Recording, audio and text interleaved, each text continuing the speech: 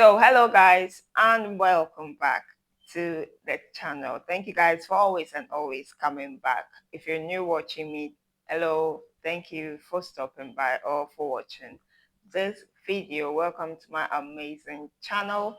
We do all things finance, all things money. We also do self-development, self-growth tips. So if this is the kind of content that you would love, kindly join this amazing family by subscribing, hitting that subscribe button down below. Today we'll be talking about life events that we as individuals should be financially prepared for that really cost us money. So if this is the kind of content that you would love, kindly watch till the very end. Let's get right into the video. Tip number one, the first life event that we need to financially be prepared for is for retirement. Retirement can be voluntary or involuntary in the sense that voluntarily you can retire for a good cause, for a good reason or not. For a good cause, you want to retire early. You do not want to work all your life, right? So you don't want to wait for the standard year of say 60 or 65 years before you retire. No, that the compulsory age of retirement. You want to retire early. And there's also because of health reasons, probably you got injured or you fell sick, and so the strength to work is no more there, and so you offer voluntarily to retire. And so retirement can come at any time, being voluntary or involuntary. And so we need to prepare for it. We don't always have to say we have to retire by the compulsory age of 60 or 65. It can be earlier than that. And so we need to financially be prepared for that. And a lot of people don't think about retirement because especially the youth or the young ones, because they see it as something very far away. But the years or time is really running out, and so we need to be prepared for retirement. When as we are very fortunate to be working, and so as we work we earn salaries, we earn income, and so it's always going to be like that. Have you ever thought about when you stop working, where is income going to come from? Because you are working, that's how come you are earning.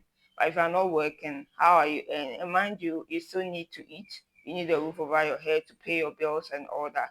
Those things don't change even if you do not work or you stop working.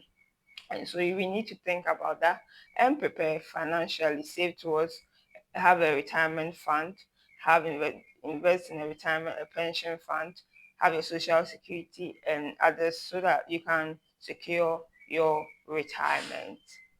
Event number two, guys, is having a wedding. In this age and time where the economy is economy, the economy is really not very good right now, then the price of things keep skyrocketing. You want to even have, even if you want to have a small ceremony, okay, of say how many people, just a few people, it still requires money, because having a wedding, you would need to acquire certain things which requires money.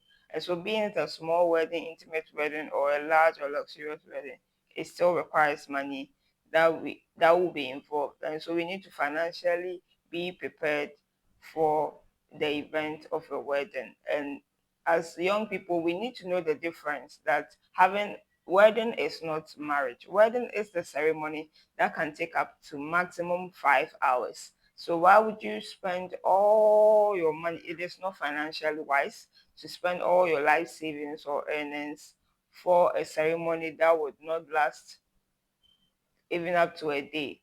In a day we have 24 hours, but a wedding doesn't last for 24 hours. It just lasts for like maximum 5 hours. You buy the expensive dresses and wear, and then you cannot even wear those dresses again. So we need to really be financially prepared. No matter the kind of wedding you want to have, it still requires money. And so save towards having a wedding. Life event number three, guys, is a marriage. After the wedding, as I said earlier, it's the marriage itself, and it lasts for a lifetime. We need to put aside money apart from the ceremony, preparation financially towards the ceremony. We need to be financially prepared for marriage. Marriage comes with a lot of responsibilities that mostly requires money. And you probably need to get certain things in place, have a place of your own. You need to provide food, especially for the men. They need to earn the women as well. But both sides need to be financially prepared before they enter the marriage. So we all have to think about, if we want to get married, we need to be financially ready or prepared for it. Life event number four, guys, is having children. Children are expensive. I mean, after the wedding, you are in the marriage, you have children. Children are expensive. They come with a lot of financial commitment, right from when they are conceived in the womb till they come out. And then after they come out, they're growing. I mean, you have to feed them, you have to clothe them, you have to give them education. So it's really a lot. You need to be financially prepared for having children because they can really drain you off your finances.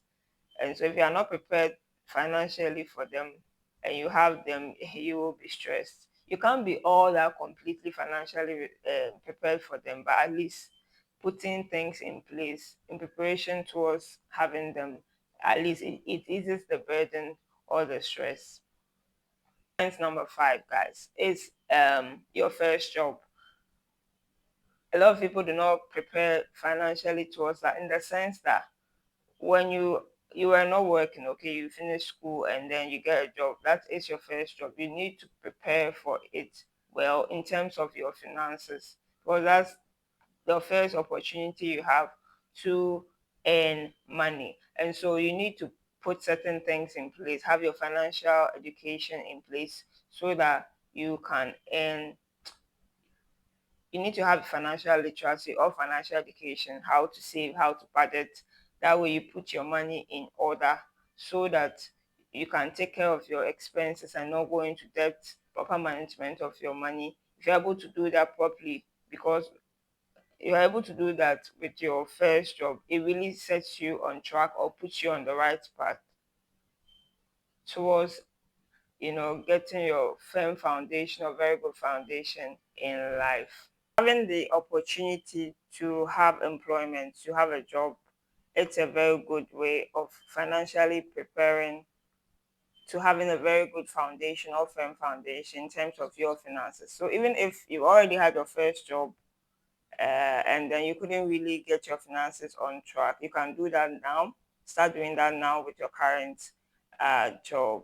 Or even if you've lost your job, events number six that you need to prepare for is job loss. And that's why we need to put in place emergency funds. We've already spoken extensively about emergency funds, preparing for the unexpected.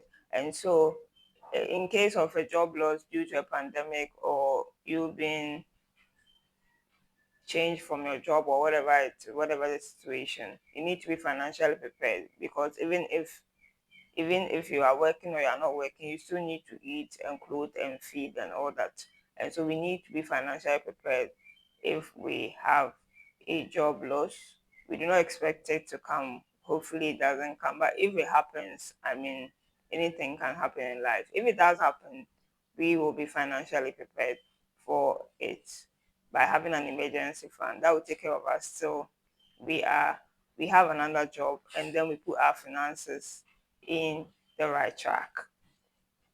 Life events number seven, guys, is maybe an illness, an accident, or injury that really causes us a lot of money. I mean, people having illnesses from cancer, diabetes, leukemia, kidney problems, it's a lot. People are going through a lot, a lot emotionally, and then the financial drain it brings a toll on them and their families or loved ones. And so, if you are not financially prepared for certain life events like an illness that comes up unexpectedly or an accident or injury, you will use all your life savings to try and cure yourself and be alive.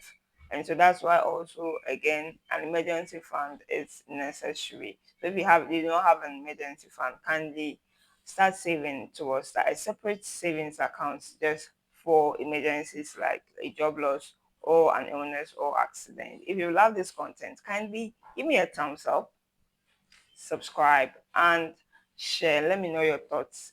What other events have I mentioned that what other events have I not mentioned that you think we need to financially be prepared towards?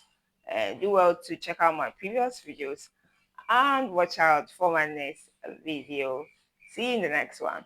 It's bye for now.